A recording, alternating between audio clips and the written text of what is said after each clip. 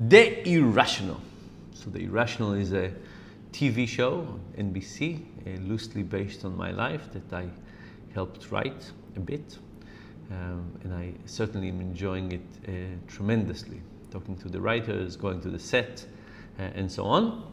It's a life of a professor who teaches social science and helps the FBI solve crime. And every episode has a psychological underpinning. Anyway, a couple of thoughts about television. First time on television, first time I got to experience television in a serious way. What an interesting experience. And I'll just share three things. The first one is a TV show is like a startup. It is a startup. It's a startup with about 300 people that start incredibly fast. I think actually everybody from the startup world could learn something from a TV set. Think about it. There's a day, start shooting. You get people, they didn't work necessarily together the day before. They're coming and they all have their roles and they all know what they're doing and they need to work like a machine together. And of course, everybody gets instructions and it's very, very organized. But it's amazing to see how the first shooting day is a very, very productive shooting day and how this whole organization comes to play in such a way. So I've never seen an organization grow up so quickly and start functioning from day one with such a direction. You know, I usually think about an orchestra, about a place that the conductor is organizing the whole thing in a kind of an amazing metaphor for getting people to work together. I think movie production is a level up because you don't see everybody, there are more people, there are many more roles, and so on. So lesson number one, unbelievable way to see how an organization gets up so quickly. And by the way, they do it every season. The second amazing thing was the emphasis on quality. I remember talking to the director of the pilot episode.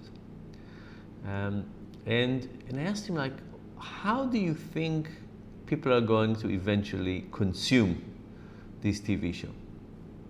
And he said, I think some of them would sit and watch, some would have it over dinner, some would open their laptop or tablets. But he said, but it doesn't matter.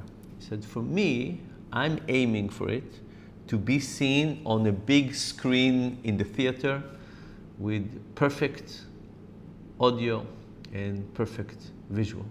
And I need to make sure that every little detail is perfect for that environment. And I thought about that level of professionalism. It's so beautiful. Yes, it's true. Lots of people would probably watch it over dinner or on a laptop or maybe even a phone where you don't see many of the details, you don't see the nuances. But that guy says, that's not my standard. My standard is the big screen. Now you need to make sure that if seen on the big screen, it will be perfect as well. And that gets them, I think, the kind of perfectionism to shoot a scene over and over and make it better and better and change the lighting and do everything. And that's just amazing.